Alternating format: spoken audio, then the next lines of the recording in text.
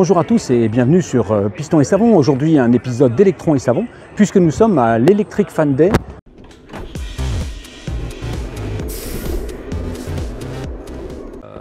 Donc pourquoi ce choix? Au départ, j'avais déjà un break.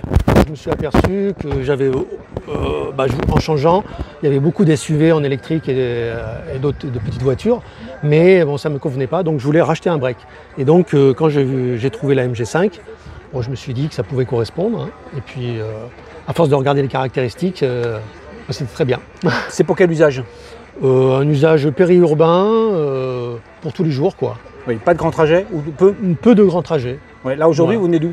De la banlieue de Bordeaux. Oui, d'accord, donc c'est pas loin. Non, c'est pas loin. Je sais pas combien ça fait, peut-être 50 bornes, quoi. Oui, 60, voilà, 60, c'est pas 50, 60, ouais. Oui, d'accord. Donc, et alors au niveau autonomie, etc. Alors autonomie, c'est la grande autonomie, celle-là, c'est la batterie 60 kW. Oui. Donc voilà, elle est donnée pour environ 400 km. Oui. Alors un peu moins avec les jantes 17 pouces. Oui. Elle existe en 16 pouces et 17 pouces. Oui. Et une autonomie tout à fait raisonnable. Hein. Bon, on l'atteint rarement, puisque de toute façon à 110 km/h, on est à 19 kW. Oui, d'accord. Donc 19 kW, 60 kW, vous faites 300 km. Oui, c'est ça, oui. Voilà, donc le calcul est vite fait. Oui. Donc voilà. Et il y a une charge suffisamment puissante?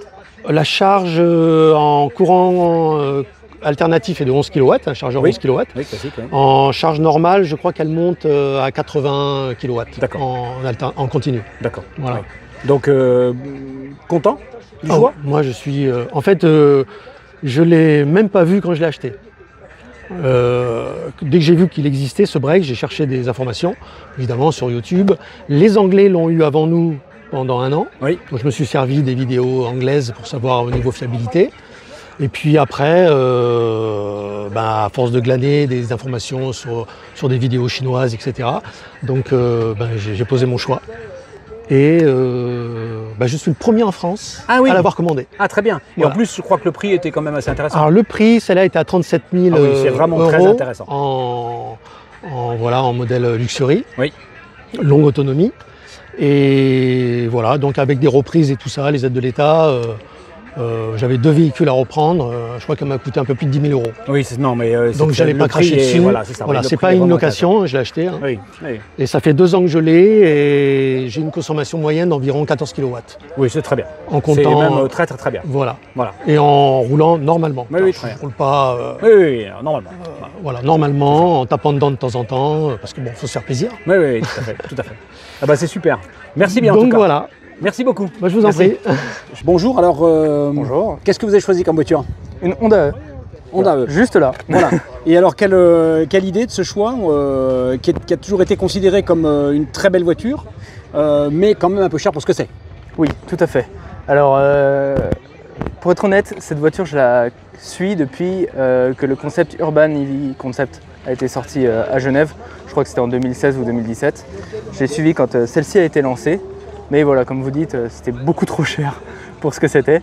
Et j'ai toujours adoré ce look. Et aujourd'hui, d'occasion, ça vaut plus rien. C'est une voiture qui ne vaut rien du tout. Ah, c'est intéressant ça. Donc il y a des très bonnes affaires à faire sur cette voiture. Donc c'est pour ça que j'ai ça. Et alors quel usage? Quel usage? Gros rouleur. Non, c'est pas vrai. Si. Ah oui. Oui. C'est-à-dire beaucoup de grands trajets? Beaucoup de grands trajets que par les nationales par contre. D'accord. Voilà. Oui, pas l'autoroute pour des problèmes d'efficience. Exactement. Ouais. Et alors ça fait quoi comme autonomie quand on est sur la route en grand rouleur? Ça dépend. Été ou hiver? Oui, on va dire été. Actuellement, environ 250.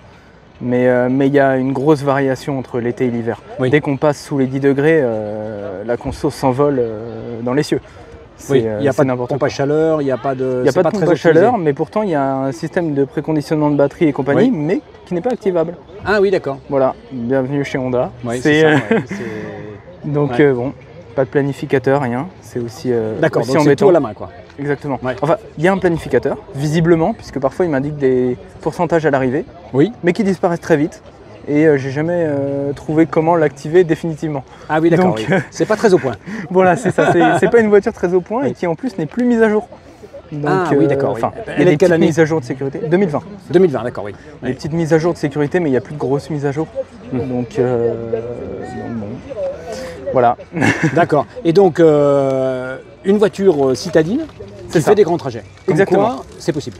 Tout à fait. Oui. Et il n'y a pas de problème pour trouver des bornes facilement hors dehors de l'autoroute. Alors, il y a un an, je vous aurais dit oui. Actuellement, ça devient plus compliqué. Ah oui. Il y a un sérieux problème de fiabilité des bornes depuis quelques mois. Et ça m'est arrivé de me retrouver en grosse galère devant une borne qui ne veut pas fonctionner. Oui. Donc voilà. C'est une voiture qui fait des caprices. C'est-à-dire qu'un jour, elle va charger en 25 minutes. Et le lendemain, avec les mêmes conditions, elle va mettre 40 minutes. C'est un très joli jouet. À conduire, c'est fantastique, sincèrement. Comme ses propulsions, c'est assez joueur. Oui, c'est ça, ça fait un petit kart. Ouais, et le SP, il n'intervient jamais, donc ça a tendance à partir de l'arrière. Donc c'est vraiment une voiture très sympa. Ben, merci en tout cas. Donc moi c'est Max BLD, une chaîne sur YouTube et les réseaux sociaux dédiée à l'électrique, donc des essais, des road trips, des voyages, des comparatifs, donc voilà. Et aujourd'hui, tu es venu avec quoi comme voiture? La Smart #3, donc c'est la version un peu plus longue que la version #1, mais c'est la même base technique, même moteur, même batterie. Mais c'est une version qui est plus sympathique, qui me plaît plus en tout cas par rapport à la #1 que j'ai aussi testé il y a quelques mois de ça. Et pourquoi ça te plaît plus? Dans déjà le design, et aussi je trouve le toucher de route qui est légèrement différent, ça me plaît un peu plus. Et c'est sympa à conduire. Je m'attendais pas à ça et j'avais pas de mémoire eu ça dans la version #1 qui est plus un SUV compact de ville. Alors en plus des véhicules de propriétaires, les concessionnaires locaux ont fait l'effort de venir avec beaucoup de voitures à essayer, ce qui a permis à tout un tas de gens de tester des voitures électriques qu'ils n'avaient jamais conduites. Alors quand vous avez une moto zéro électrique et que vous voulez la recharger, vous avez la possibilité de la brancher en V2L sur votre Unix 6. Moi je trouve que tous les véhicules devraient avoir le V2L. Et bien sûr les deux véhicules appartiennent à Alex de la chaîne EV. Bon, si on a envie de nostalgie avec une voiture moderne un peu bizarre, c'est l'idée Buzz. Un peu bizarre parce que le concept n'a pas été jusqu'au bout, puisqu'il n'y a pas la modularité du véhicule d'origine. Le combi avait cet avantage, c'était un véhicule pour la route, pour la plage, pour les amis, etc. Là, on a un véhicule qui a une tête de camion, donc a une consommation de camion, et qui n'a malheureusement pas la modularité, même si c'est un véhicule très sympa, très drôle, mais c'est tout.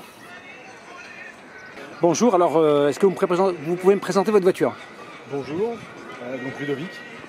C'est un Hyundai Kona, 65 kWh de 2024, qui est tout neuf quasiment.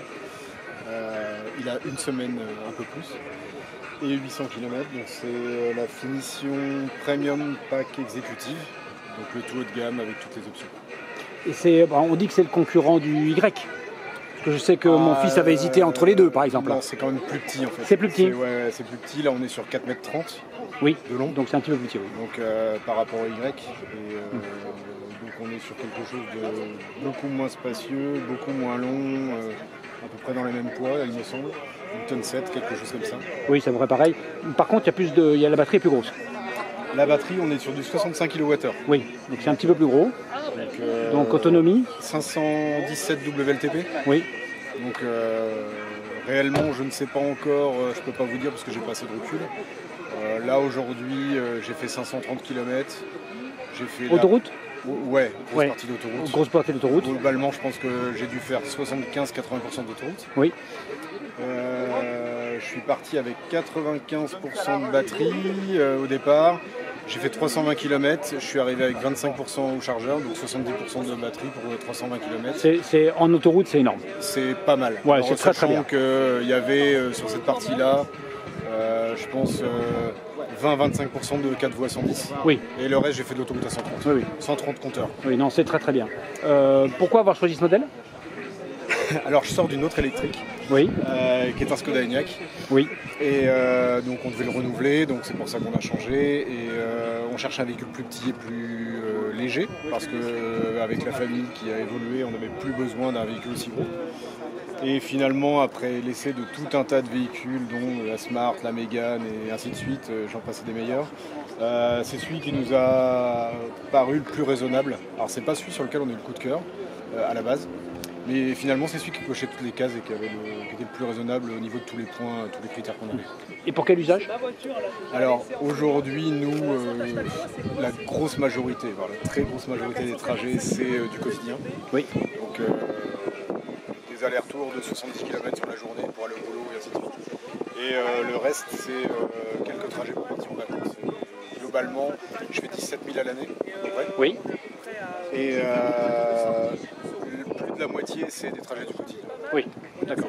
Les recharges, c'est 95% de recharge à la maison. Oui, d'accord. Donc là, il n'y a vraiment pas de problème. Vu la taille de la batterie, c'est pas trop long à charger à la maison? Non, ça va. Globalement, comme il est plutôt efficient, il charge. Enfin, je consomme pas beaucoup de pourcentage de batterie finalement pour mes trajets du quotidien. Donc ça, à la maison, ça charge très bien. Même moi, je suis en green-up. Et agrément de conduite, assistance, etc. Vraiment sympa. Donc en termes de confort, je m'y retrouve au moins aussi bien que dans l'Enyaq. Oui. Voire même en confort de suspension, c'est mieux parce que j'avais un Enyaq Sportline, donc qui avait le châssis sport et les jantes 20 pouces. Oui, donc c'était un peu dur. Voilà. Là, on est sur des jantes 17 pouces, oui. pas de châssis sport. Oui. Donc voilà. Donc c'est plus confortable. Largement plus confortable. Oui. Donc, voilà. Très bien. Merci bien. Je vais faire quelques photos quelques images intérieures. Oui, c'est cossu, hein. Ouais, c'est très cossu, hein.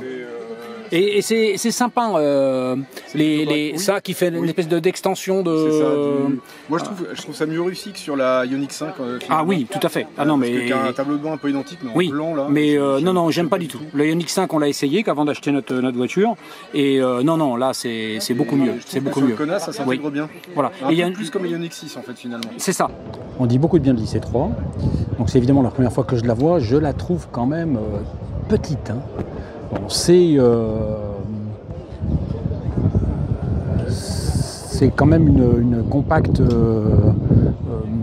citadine. Ouais, c'est petit, hein. C'est vraiment petit. Donc là, c'est un modèle prototype, donc il n'est pas définitif. Donc je pense que l'intérieur n'est pas fini. Alors je ne sais pas si elle est ouverte. Elle est ouverte. Alors c'est la concurrente de la Dacia. Donc j'aime pas du tout le tableau de bord avec ces trucs proéminents. Les petites barres là-bas tout au fond, là, c'est très très loin, là, j'aime pas ça avec cette grand truc. Donc moi je suis pas du tout fan, mais c'est toujours pareil, c'est aussi un problème de prix. L'écran est sympa, il n'y a pas à dire, il est assez grand, hein, ça c'est vrai. Je trouve le design intérieur un peu torturé, voilà. Bah oui, ça c'est normal que ce soit petit, hein, c'est le concept. J'ai peur que cette Ford Mustang soit une voiture de concessionnaire et donc ne soit pas vrai propriétaire. Et donc c'est pas vraiment intéressant de l'interviewer. Puisque moi ce que je veux c'est des gens qui roulent, qui ont acheté et qui roulent là. Mais bon c'est une grosse voiture, hein, la Ford Mustang.